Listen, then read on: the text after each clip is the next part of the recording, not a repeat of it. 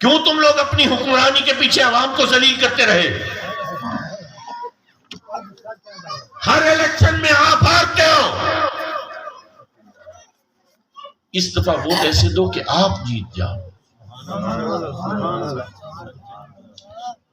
دیکھو آج کچھ لوگ خوش ہوتے ہیں جی ہمارا گروپ جیت گیا، ادھر نعرے لگتے ہیں ہمارا گروپ جیت گیا، ہمارا گروپ جیت گیا۔ کل بھی لگے ہیں وکیلوں کے الیکشن ہوئے، یہ ساری ڈرامے بازی ہوئی آپ کے سامنے۔ وکیل بھی آزاد نہیں، یہاں پہ وکیل بھی دو ہی گروپوں میں ہیں۔ اچھا نعرے لگے، مجھے نا ایک کہانی یاد آئی۔ پاکستان بننے سے پہلے دو بھنگی جو عقیدتاً عیسائی تھے، وہ کسی جگہ پہ لاٹھی چارج ہوا، کوئی جلسہ ہو رہا تھا، جلی ہوئی قناتیں، ٹوٹی ہوئی کرسیاں، چپلیں، گند کوڑا پڑا ہوا، اس کو صاف کر رہے تھے جھاڑو سے، انگریز کے دور میں۔ کیونکہ یہ بھی عقیدتاً عیسائی تھے، تو ایک بھنگی دوسرے بھنگی سے پوچھتا ہے یہ ہندو اور موسلے کیا چاہوے ہیں؟ سمجھ آ گئی نہیں؟ یہ ہندو اور موسلے کیا چاہوے ہیں؟ تو دوسرا بھنگی جو عقیدتاً وہ بھی عیسائی ہے، وہ پہلے بھنگی کو کہتا ہے یہ ہم سے آزادی مانگ رہے، ہم ان کو آزادی نہیں دے رہے۔ اب میری بات بڑی گہری ہے، یہ بھی عیسائی ہونے کی وجہ سے کہہ رہے یہ ہم سے آزادی مانگ رہے۔ حاضرین محترم، آج جو ان گروپوں کی جیت میں کہتے ہیں نا ہم جیت گئے، وہ بھی اس کی اوقات اسی بھنگی، اور یہ لوگ ایسے ہی کہتے ہیں۔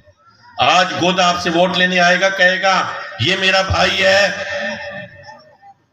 لیکن اگر وہی بندہ جو ہے نا کھڑے ہو کے کہے کہ اے گودا جڑا ہے اے میرا بھرا ہے، تو ایسے دیکھے گا اس نے مجھے بھائی کیوں کہا ہے؟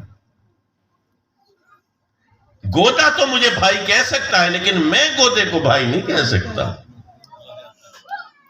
یہ برابری ہے، یہ برابری ہے۔ برابری کیا ہوتی ہے میں بتاتا ہوں، پھر آسٹریلیا کی مثال دوں گا۔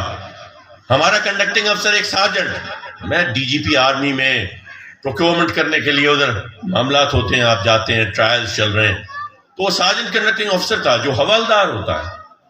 تو کہنے گا میں گھر جا رہا ہوں، میں نے کہا میں ڈراپ کر دوں یہ گاڑی پہ؟ تو کہنے گا نہیں میجر، میں اس وقت میجر تھا تو میں چلا جاؤں گا۔ سامنے کہنے گا جی میرے سامنے گھر ہے۔ میں نے کہا وہ تو وہاں تو آپ کے چیف آف دی آرمی صاحب کا گھر ہے۔ کہنے گا ہاں اس کا گھر میرے ساتھ والا۔ تو میں ہنس پڑا، میں نے کہا chief of the army staff کا گھر حوالدار نالوں سے؟ کہنے گا کہ why are you laughing? Is there something strange about that? کہ تم ہنس کیوں رہے ہو؟ کیا اس میں کوئی ایسی اچنبھے والی بات ہے؟ میں نے کہا ہاں مطلب chief of the army staff کا گھر تمہارے گھر کی۔ کہنے گا کیوں نہیں ہو سکتی، اس میں کیا ہے؟ وہ ساتھ اس کا گھر ہے، آؤ تمہیں دکھا دوں۔ میں نے کہا لیکن جس گھر کو تم چیف کا گھر کہہ رہے ہو وہ تو چھوٹا نظر آ رہا ہے اور تمہارا گھر بڑا نظر آ رہا ہے، یہ کیسے ہو سکتا ہے؟ تو اس نے بڑی حیرت سے کہا کہ اس میں کیا معاملہ ہے، اس کے 2 بچے ہیں، اس کو سرکار نے چھوٹا گھر دیا ہے، میرے 4 بچے ہیں، مجھے بڑا گھر دیا ہے۔ یہ برابری ہے، یعنی چیف کو بھی اس کے انسانی ضرورت کے اعتبار سے گھر مل رہا ہے اور حوالدار کو انسانی ضرورت کے اعتبار سے گھر مل رہا ہے۔ ہمارے ہاں ایک غریب آدمی کے 6 بچے ہیں تو وہ 1 کمرے کے مکان میں رہنے پر مجبور ہے، اور ایک گودا جو ہے اس کے بیوی بچے دبئی بیٹھے ہیں، وہ ادھر 3 ایکڑ کے مکان میں آرام سے بیٹھا ہے، اور پھر کہتے ہیں نہیں برابری، یہ میرا بھرا ہے۔ یہ بھائی جو ہے نا یہ 5 سال میں الیکشن کے وقت بنتا ہے، یہ الیکشن والا بھائی ہے۔ اون بعد والا کیا ہے اب تھلے بہن دور تھی، وہ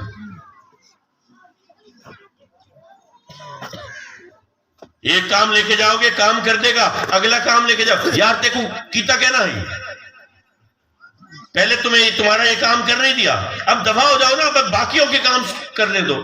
کیوں تو نے ووٹ خرید لیا ایک کام کر کے میرا؟ حاضر محترم، یہ واحد موقع ہے اپنے آپ کو آزاد کرا دو۔ ان کی جیت میں نعرے مارنے والوں، اچھا بعض بچوں کو نا، نوجوان بچوں کو جماعت کا ہے کہ جی فلانی جماعت کو ووٹ دینا ہے، او بھائی جماعت کا ووٹ کسی اور حلقوں میں ہوگا، علی پور میں نہیں. علی پور میں دو خاندانوں کی جنگ ہے، کبھی یہ جماعت کی ٹوپی اوڑھ لیتا ہے، کبھی وہ اس جماعت کی ٹوپی اوڑھ لیتا ہے. اسی جماعت کے ماننے والوں نے پہلے اس کو ووٹ دیا تھا، پھر اب وہی جماعت کے ماننے والے اس کے مخالف کو ووٹ دے رہے ہیں. بھائی جماعت شاید صحیح فیصلہ نہیں کر پا رہی، جماعت کا منشور پیچھے رہ گیا، یہاں گوتوں کی سیاست آگے چلی گئی. ان خاندانوں کے درمیان لڑائی میں عوام پستی ہے. آپ کو جیت کا دھوکہ ملتا ہے، آپ کو جیت نہیں ملتی، آپ ہمیشہ ہارتے ہو.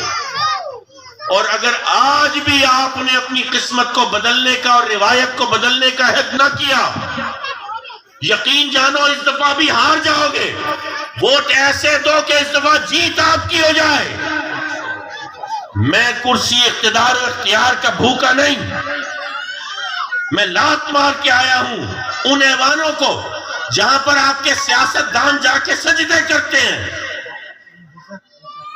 نعرہ تکبیر، میرا صحیح میرا صحیح، میرا صحیح میرا صحیح، میرا صحیح میرا صحیح. آج میں نے بڑی کوشش کی کہ کوئی مجھے مل جائے امیدوار، میں اس کی سپورٹ کروں، میں نہ آؤں. کسی کی ہمت ہی نہیں بنی، نہ صحیح میں نہیں آتا صحیح ہوں، میں کو گھٹے سے تو کٹے سے.